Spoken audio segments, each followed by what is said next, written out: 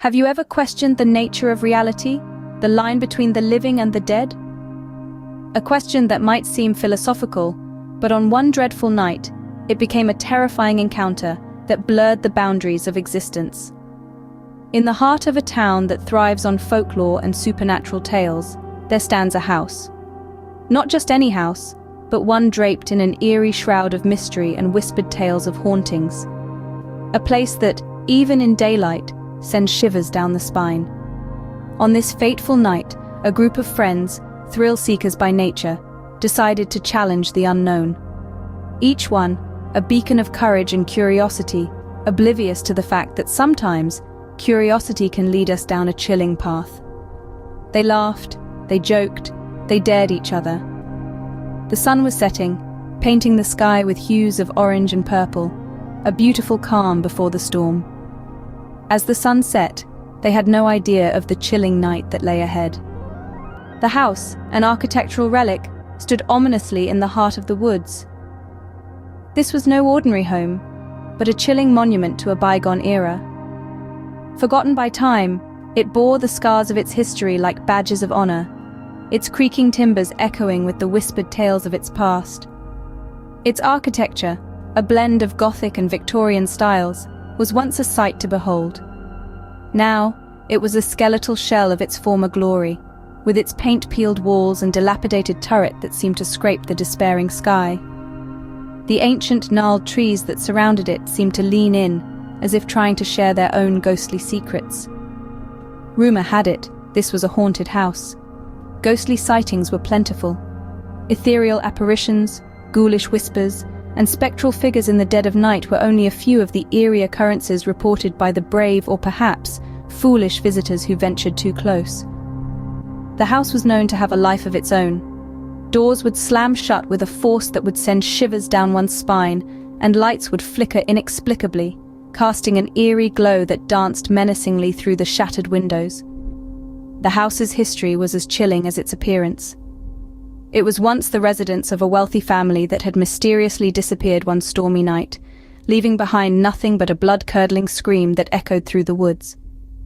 Since then, the house had stood empty, a silent testament to the family's unspoken tragedy. Local lore painted a picture of horror and mystery.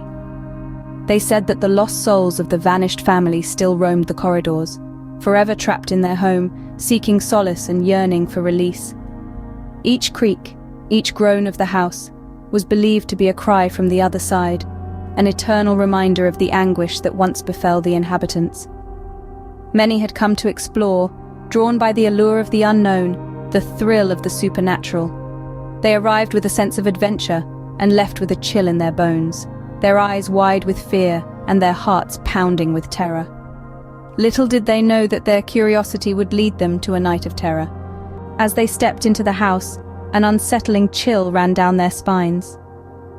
The air, heavy with dust and stale with age, seemed to whisper of forgotten tales and secrets long buried. This wasn't just an old house, it was a relic of the past, a monument to a time when life was different. The group of friends, initially high on adrenaline and the thrill of the unknown, began to feel an unease creeping into the edges of their bravado. The house was silent, almost too silent.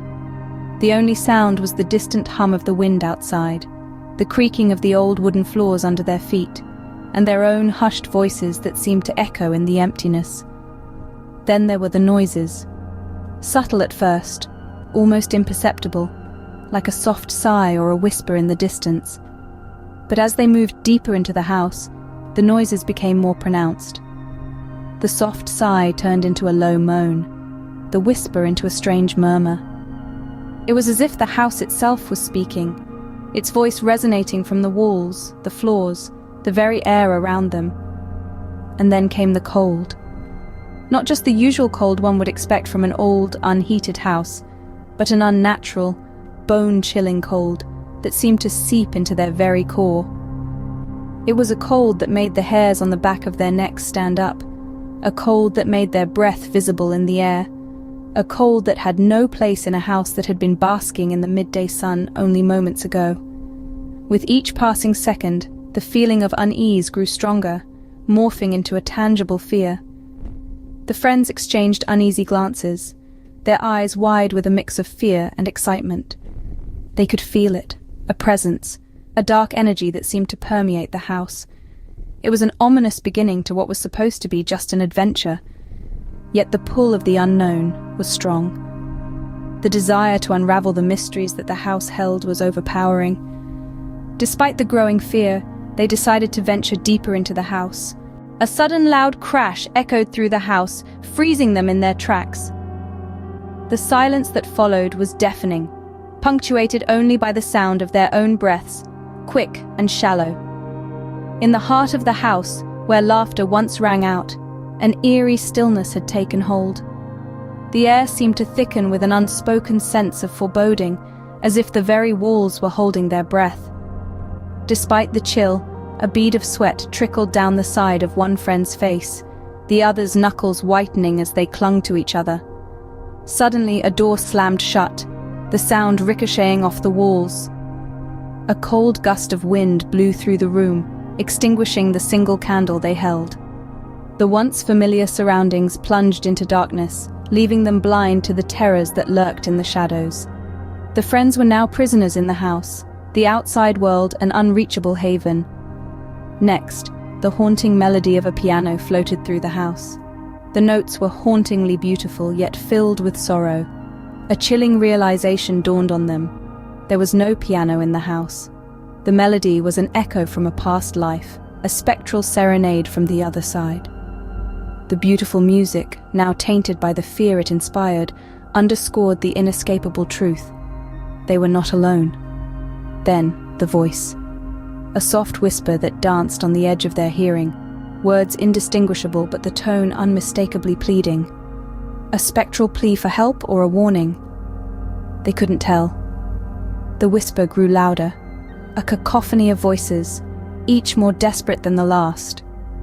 The pleas became demands, the demands threats. The house was alive, and it was angry.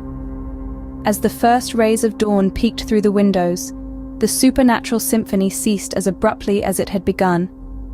The friends, now huddled together in the center of the room, glanced around nervously. The once familiar house now seemed alien, its secrets laid bare in the harsh light of day. They were now certain they were not alone in the house. Their laughter turned into screams, their bravado into fear. As the clock struck midnight, the jovial group of friends found themselves embroiled in a nightmare, a reality far more terrifying than any ghost story they had ever heard. In their search for a thrill, they had unwittingly stumbled upon a truth that was as horrifying as it was undeniable. The house, with its creaking doors and flickering lights, was not merely an old abandoned structure. It was a vessel, a grim reminder of a past steeped in sorrow and terror. Each room they ventured into whispered its own tale of horror. The kitchen, where the aroma of decay hung heavy in the air, was a chilling testament to the life that once thrived there. The living room, with its worn-out furniture and faded photographs, echoed with the laughter and cries of its previous inhabitants, now silenced by time and tragedy. The friends could no longer deny the eerie occurrences.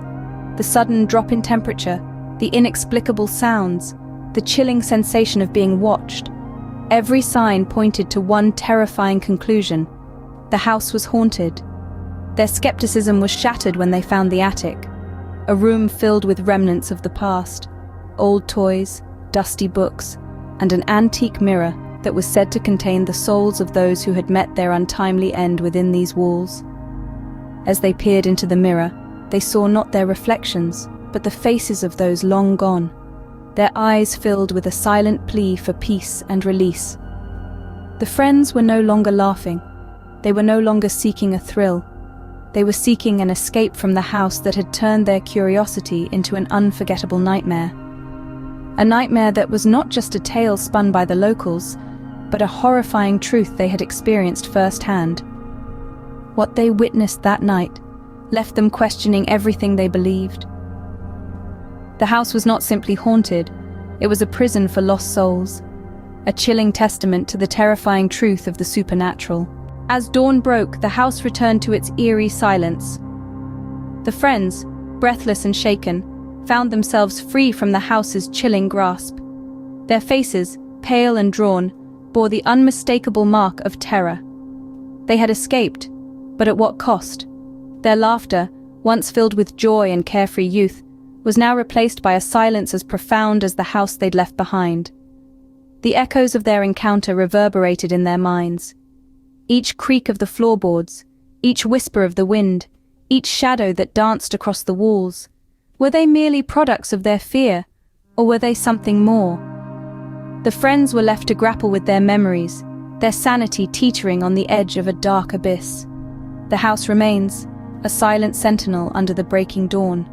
It stands shrouded in mystery, its stories locked within its walls. Was it all real, or just a figment of their imagination? The house remains, standing in silence, guarding its secrets,